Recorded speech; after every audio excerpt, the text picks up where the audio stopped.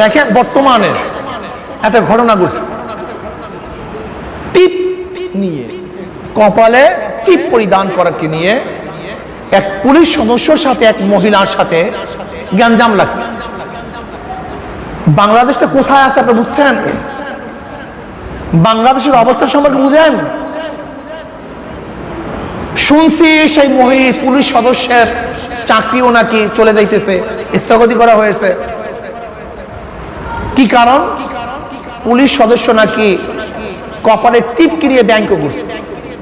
এই কারণে এটা বাঙালিদের পোশাক, বাঙালিদের সংস্কৃতি, বাঙালি মহিলা টিপ দেয়, এর জন্য প্রতিবাদ করার কারণে, ঘৃণা করার কারণে এখন পুলিশ সদস্যের চাকরি যাওয়ার অবস্থা। বাংলাদেশের অবস্থা খুবই খারাপ, মুসলমানদের অবস্থা খুবই খারাপ। একজন পুলিশ সদস্য হঠাৎ করেই টিপির প্রতিবাদ করে নাই, টিপ নিয়ে ব্যাংক করে না। আমার যতটুকু তাহকিক, মূল ঘটনা ঘটছে ওই পুলিশ সদস্য তার স্ত্রী হামেলা, গর্ভবতী, সেখানে ওই মহিলা গেছে, টিপওয়ালা মহিলা, তার স্ত্রীর সাথে নাকি ধাক্কা লাগছে। এরপরে ওই টিপওয়ালা মহিলা পুলিশ সদস্য স্ত্রীকে বোরখা নিয়ে কটূক্তি করছে।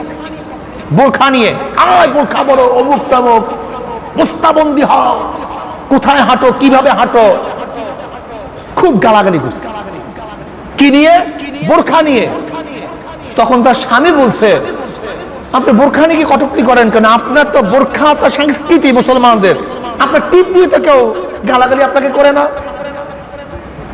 টিপ আপনার পোশাক, আপনার প্রসাধনী, আপনার সংস্কৃতি, আর বোরখা মুসলমানদের সংস্কৃতি। এখানে কিন্তু এক সংস্কৃতি আর এক সংস্কৃতির টক্কর, সেইটা স্মরণ করিয়ে দিছে, কটূক্তি করে নাই। অথচ সেইটাকে আজকে কোথায় ধাবিত করতেছে? বাঙালি সংস্কৃতি। আবার কিছু কিছু জাহেলরা বলতেছে বাঙালি সংস্কৃতি। শোনো, খুব ভালো মতো বুঝবা, যে বাংলাদেশের মধ্যে আমরা বসবাস করতেছি, যে বাংলা অঞ্চল, এই বাংলা অঞ্চলে মুসলমানই প্রথম থেকে বসবাস করে না, এটা প্রথম বুঝতে হবে। এখানে মুশরিকদের বসবাসের জায়গা, পৌত্তলিকদের বসবাসের জায়গা।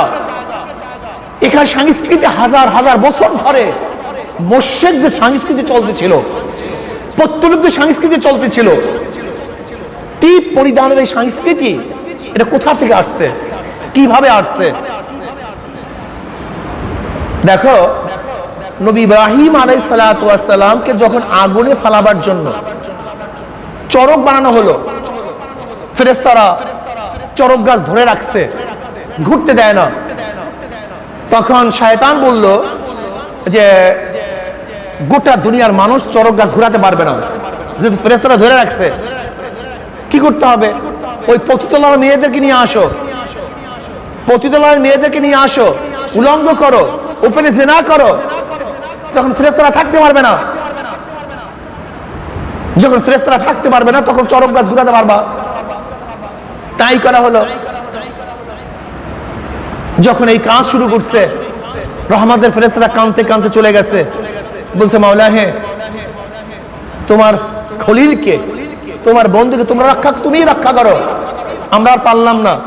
আল্লাহ পাক রক্ষা করছে, সেই ঘটনা আপনারা জানেন। তখন নমরুদ তাদেরকে বিশেষ মর্যাদা দিছে, যারা এই কাজে লিপ্ত হয়েছে, মর্যাদার কারণে তাদের কপালের মধ্যে টিপ পরিয়ে দিচ্ছে। এরা ওই মহিলা সম্মানিতা, যারা এই কাজ করছে, এর জন্য তাদের কপালে চিহ্ন দেওয়া হয়েছে। এখান থেকে টিপের প্রচলন শুরু। এরপরে আসেন পাক ভূমি উপমহাদেশে মহিলার টিপ পড়তো, ব্রাহ্মণরা, ক্ষত্রিয়রা, শূদ্ররা এক এক ডিজাইনের টিপ পড়তো। যারা নিম্ন শ্রেণী, সেই মহিলাদেরকে, হিন্দুদের মহিলাদেরকে কালো টিপ পরানো হইতো, কেউ লাল টিপ পড়তো, কেউ সাদা টিপ পড়তো। এটা হিন্দু মহিলাদের সংস্কৃতির থেকেই এই টিপ পরা শুরু হয়েছে। আপনি কি জানেন হিন্দুদের সংস্কৃতির অবস্থাটা কি? দক্ষিণ অঞ্চলে এমনকি 1803 1803 ইসাই সালেও মহিলারা স্তন্য ঢাকার আন্দোলন করে, কাপড় পরার আন্দোলন করে। তৎকালীন সময় রাজা বাদশাহদের হুকুম ছিল মহিলারা তাদের বুক ঢেকে রাখতে পারবে না।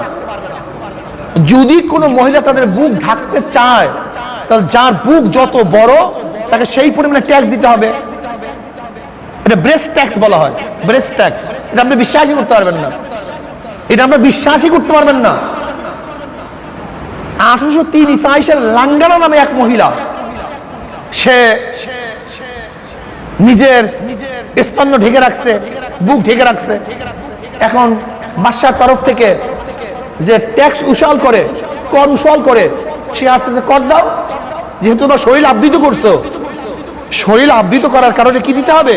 ট্যাক্স দিতে হবে, কর দিতে হবে, কর দাও। তখন সে মহিলা জিদে নিজের স্তন্য কেটে তার হাতে সোপর্দ করে। অতিরিক্ত রক্ত ঝরার কারণে সে মারা যায়। তার স্বামী তার স্ত্রীকে মরতে দেখে দুঃখে কষ্টে সে আত্মহত্যা করে। তখন এই আন্দোলন হয়, বস্ত্র পরিধানের আন্দোলন। এটা 1803 ইসাই সালে, বেশি দূরেও না। 1803 ইসাই সালেই দিল্লি দখল করে ব্রিটিশ। ওই একই বছর এই ঘটনা ঘটে। এরপরে আন্দোলনের পরে সিদ্ধান্ত গ্রহণ করা হয় যে না, স্তন্য ঢাকলে মহিলাদের ট্যাক্স দিতে হবে না।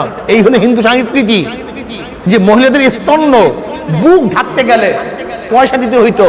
রাজাদের সামনে, ব্রাহ্মণদের সামনে, উঁচু বংশ হিন্দুদের সামনে মহিলারা বস্ত্র পরিধান করতে পারত না।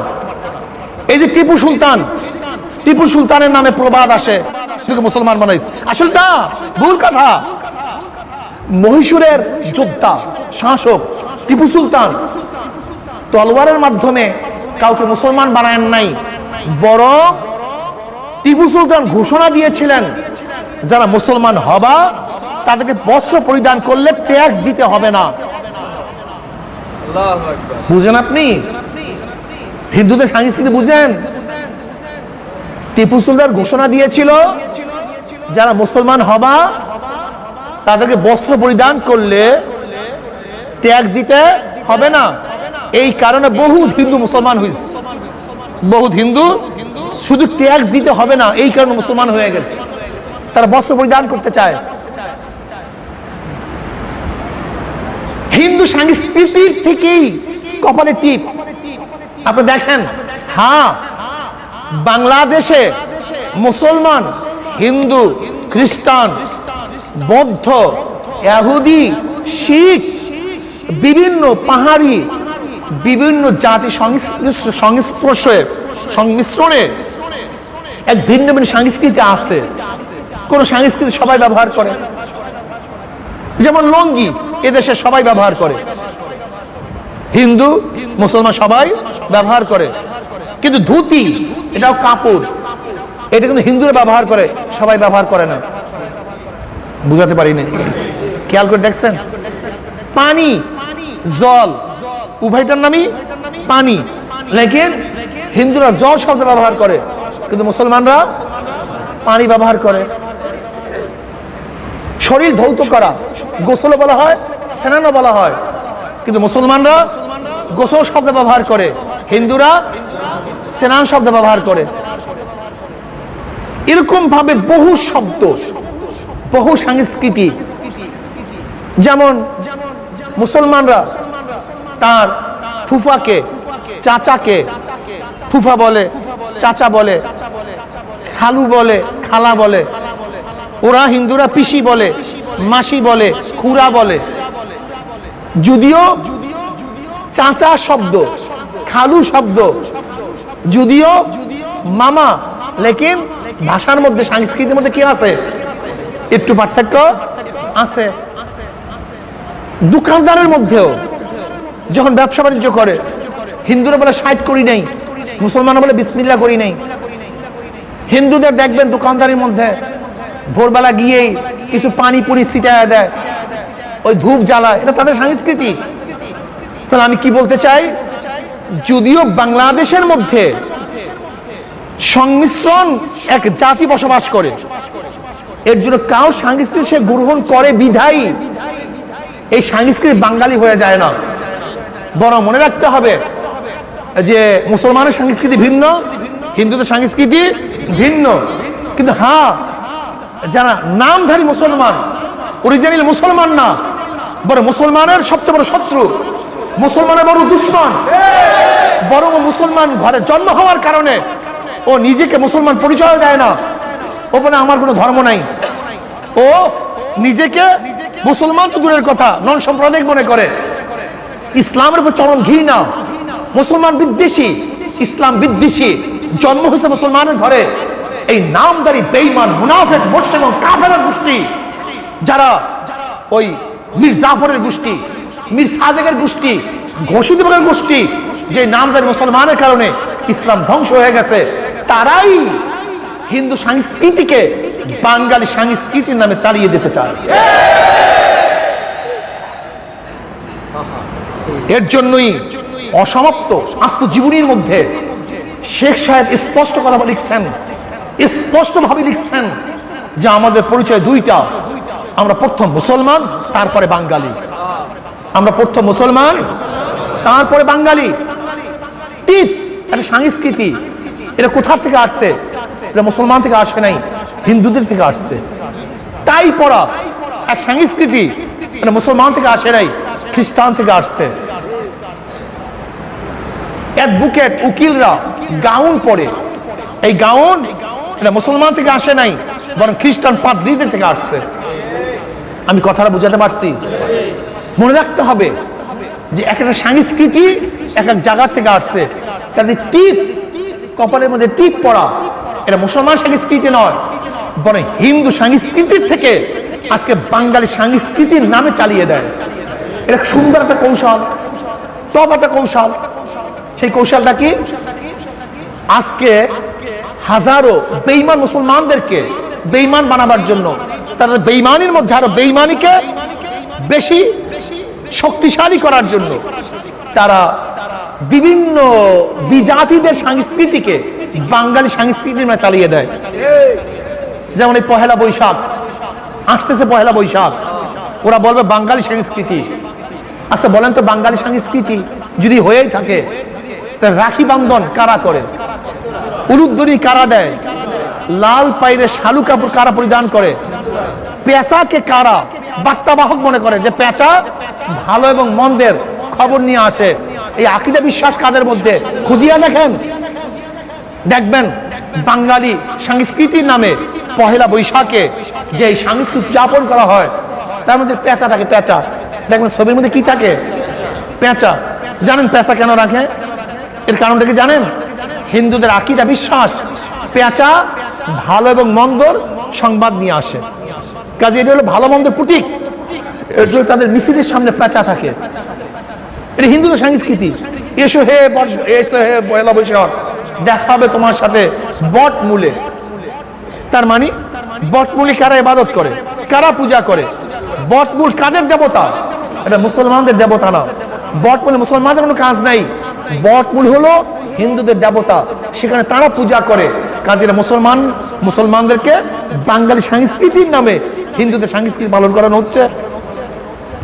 ঢোল, তবলা, একতারা, সারিন্দা দিয়া মুসলমান ইবাদত করে না। কারা ইবাদত করে? হিন্দুরা। কাজী আরে হিন্দুদের সংস্কৃতি।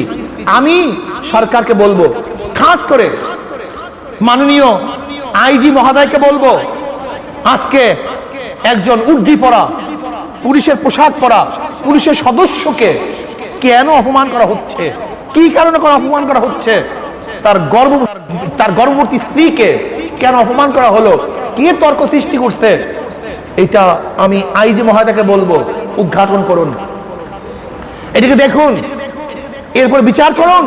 হুট করে আজকে নাস্তিকদের প্রভাব বেশি হওয়ার কারণে দাড়ি নিয়ে কটূক্তি করবে, টুপি নিয়ে কটূক্তি করবে, বোরখা নিয়ে কটূক্তি করবে, আর আপনারা বসিয়া বসিয়া দেখবেন ইনশাআল্লাহ বাংলাদেশের মুসলমান একদিন সহ্য করবে না। যা মনে চায় তাই করবেন। বোরখা নিয়ে কটূক্তি করছে, সেটা আপত্তি করেন নেই, কিন্তু বোরখাকে তুলনা করতে গিয়ে সে টিপ নিয়ে আপত্তি করছে, আসলে তো মূর্খে টিপকে আপত্তি করেনি। সে একটা উদাহরণ দিছে যে আপনি বোরখা পড়ছেন, সে বোরখা পড়ছে, আপনি তো টিপ পড়ছেন, আমরা তো আপনাকে কটূক্তি করিনি। কোথায় চলে গেছে মুসলমান? কোথায় চলছে? 92% মুসলমান দাবি করি। এই বিষয়ে আমাদের খেয়াল রাখা উচিত। নবী আলাইহিস সালাতু কি বলছেন? মান তাশাব্বাহা বিকওমিন ফাহুয়া মিনহুম। যার সাথে যার সম্পর্ক মুসলমান, অন্য কোন গায়রা মুসলমানের সংস্কৃতি কোন অবস্থাতেই গ্রহণ করতে পারে না। সেটা বাঙালি নামে হোক, বাংলাদেশি নামে হোক, উদারপন্থী হোক, যে পন্থী হোক, এটা সহ্য করতে পারে না। কাজে আল্লাহ পাক